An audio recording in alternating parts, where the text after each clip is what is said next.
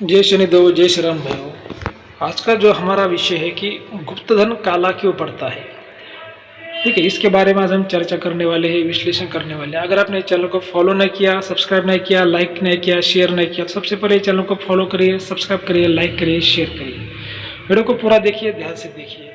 तो भाई वो देखिए, बात ऐसी कि बहुत से लोगों के मुझे सवाल आते हैं, शिष्य लोग भी मुझे सवाल पूछते हैं, गुरुजी धन जो निकलता है, गुप्त धन जो निकलता है, खजाना जो निकलता है, वो कभी कभी काला पड़ जाता है, उसका पित्तल बन जाता है, कोयला बन जाता है, खराब हो जाता है। ऐसा क्यों होता है? तो देखिए, ये सब बातें अघोर विद्या और इंद्रजाल विद्या में, तंत्र शास्त्र में गुप्त धन की बातें आती है। और शास्त्र के, तंत्र शास्त्र के अनुसार जो धन जो काले पड़ते हैं, उसका ठोस कारण मैं आज आपको बताने जा रहा हूँ। ठीक है, तो थोड़ा ध्यान से सुनिए। क्या होता है, जैसे मान लीजिए भाई कोई भी जमीन के अंदर गड़ा हुआ धन है, खजाना है, माया है, तो उसके ऊपर कोई ना कोई टोटका होता है, शक्ति होती है जो उसकी सेफ्टी करवाता है, उसका बंधन करवाता है कि धन उसको कोई भी ना लेके जाए। इसी वजह से जो धन का मालिक है पहले जमाने में, उसकी सेफ्टी के लिए तंत्र मंत्र टोटका उसके ऊपर करवाता था। अब इस जमाने में क्या हो गया कि जिसको मालूम है भाई ये जमीन में धन है, तो डायरेक्टली उसको निकलने की कोशिश करेगा तो उसको धन नहीं मिलेगा, उसको डायरेक्टली धन नहीं मिलेगा। और मिल भी गया तो उसका वो लाभ नहीं उठा पाएगा।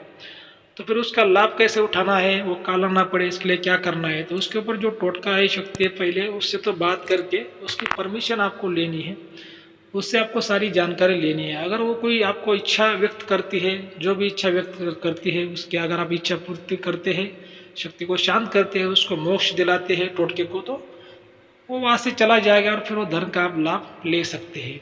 ठीक है, ये वजह की बातें तो सुनने में बहुत आसान लगती है, लेकिन ये काम इतने आसान नहीं होते।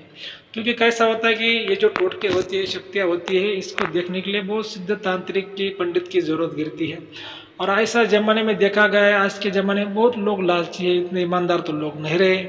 इसी वजह से पहली बात तो जो तांत्रिक है बहुत ईमानदार होना चाहिए, सात्विक होना चाहिए, दान धर्म करने वाला होना चाहिए, तभी वो शक्तियाँ उसको जल्दी राज बता देती है। उतना वो तांत्रिक ज्ञानी भी होना चाहिए, उसके पास में उतनी बड़ी शक्ति होना भी चाहिए, उतनी बड़ी विद्या होना भी चाहिए, तब उसको शक्ति बराबर वो समझ में आती है। छोटे मोटे तांत्रिक को शक्तियाँ समझ में नहीं आती, वो देखते हैं कुछ, होता है कुछ, और खोदते हैं कुछ, हो तो बोलते हैं भाई ये हो गया, वो हो गया, ऐसा हो गया, वैसा हो गया। उनकी शक्ति वो कमजोर गिर जाती है।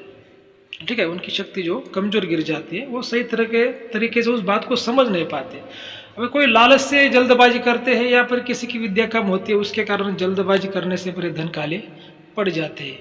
लेकिन भाई वो देखिए, थोड़ी एक सोचने वाली बात है कि जो धन के काम होते हैं इतने आसान थोड़ी होते हैं। क्योंकि आप पूरी जिंदगी भर अगर आप मेहनत करोगे तो भाई आप छटक दो छटक भी सोना खरीद नहीं पाओगे।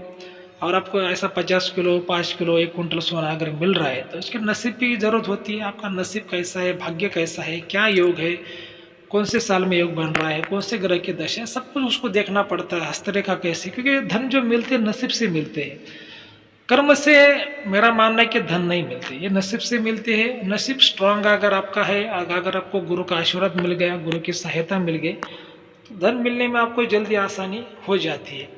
लेकिन मान लीजिए आपके नसीब में है लेकिन आपको गुरु नहीं मिला, तो योग आता है, योग चला जाता है। ठीक है, तो ये इस वजह से पहले गुरु करना चाहिए, अच्छा गुरु करना चाहिए, ज्ञानी गुरु करना चाहिए, जिसके पास में त्रिगुणात्मक ज्ञान है, ऐसा गुरु करना चाहिए। तब आप इस सही योग को जान पाओगे, सही योग का आप लाभ उठा पाओगे। नहीं तो आप ऐसे कितना भी भागोगे, धन के पीछे कितना भी भागोगे, आपका टाइम लॉस हो जाएगा और आपका जीवन में पैसों का भी लॉस होगा। और जो उसकी निगेटिव शक्तियाँ है आपके परिवार के ऊपर, वो हावी भक्ति परिवार का भी नुकसान कर देगी। ऐसी बातें रहती है भाइयों, लेकिन लोग नहीं समझते। धन के कारण लोग लालच में जल्दबाजी करते हैं और उसके जो धन निकलते हैं पर वो काला पड़ जाता है। इसका ये जो आंसर है। तो भाइयों देखिए, तो इसका जो भाइयों जैसे उत्तर है, तो देखिए भाइयों बात ऐसी कि फिर बहुत से लोग मुझे फिर सवाल पूछते हैं, गुरुजी फिर हमारे नसीब में धन का योग है, ये है, वो है। तो जैसे मैंने अभी आपको वीडियो में बताया कि भाई कुंडली सबसे पहले निकालिए, कुंडली नहीं तो हस्तरेखा देखिए, उसके बाद फिर गुरु का जो आदेश है उसको आप फॉलो करिए।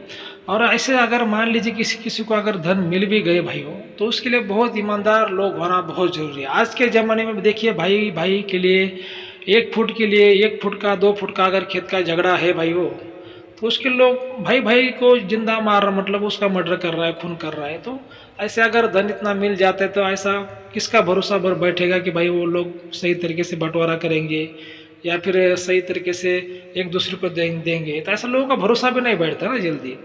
और दूसरी जो बात है कि लोगों को क्या लगता है भाई अगर कोई धन खजाना मिल जाए तो हम पूरा घर में खा के अमीर बनेंगे। ऐसा बिल्कुल मत करिए, गलत फहमी आपकी फिर। क्योंकि अगर किसी को धन मिलता है, खजाना मिलता है, तो उसका कम से कम 25 या फिर 50% उसको पहले तो दान धर्म में आपको खर्च करना पड़ता है। तब उसकी नेगेटिविटी चली जाती है, उसके ऊपर जो नेगेटिव शक्ति है वो चली जाती है। उसके बाद में फिर आप वो धीरे धीरे आप धन का वो लाभ ले सकते हैं। ठीक है, यही तंत्र शास्त्र में बताया गया है। लेकिन बहुत से लोग, तांत्रिक लोग क्या करते हैं, जल्दबाजी में धन को निकाल लेते हैं, खुद का फायदा कर लेते हैं। जो घर के मालिक हैं फिर उनका नुकसान हो जाता है, उनके घर में लोगों की मौत हो जाती है। ऐसा भी हो जाता है क्योंकि वो जो तांत्रिक होते हैं वो लालची होते हैं, वो ज्ञानी नहीं होते, वो धर्म कार्य नहीं जानते। तो ऐसी बात है भाइयों। तो मान लीजिए किसी को धन मिल भी गया और उसके परिवार में अगर सभी की मौत हो जाए, किसी बेटे की मौत हो जाए, बेटी की हो जाए, पत्नी के हो जाए, पति के हो जाए, फिर वो धन का क्या करना। अगर इंसान धन को खाने वाला इंसान ही नहीं रहा तो धन का क्या करना फिर। इसी वजह से सही गुरु करना चाहिए, सही गुरु की सलाह लेनी चाहिए, तभी आप इस बातों को समझ पाओगे। ऐसा 2, 4, 5 मिनट में मैं आपको भी नहीं समझा सकता और ना ही कोई इतना समझ सकता है, ना ही मैं पूरी तरीके से आपको समझा सकता हूँ। तो गुरु जब आप करते हैं तो गुरु हमेशा आपको ज्ञान देता रहता है। गुरु से लोग ज्ञान लेते हैं, गुरु के दर्शन करते हैं, गुरु की सेवा करनी पड़ती है, कुछ गुरु को दक्षिणा भी देनी पड़ती है, जो ऐसी कुछ बातें होती है।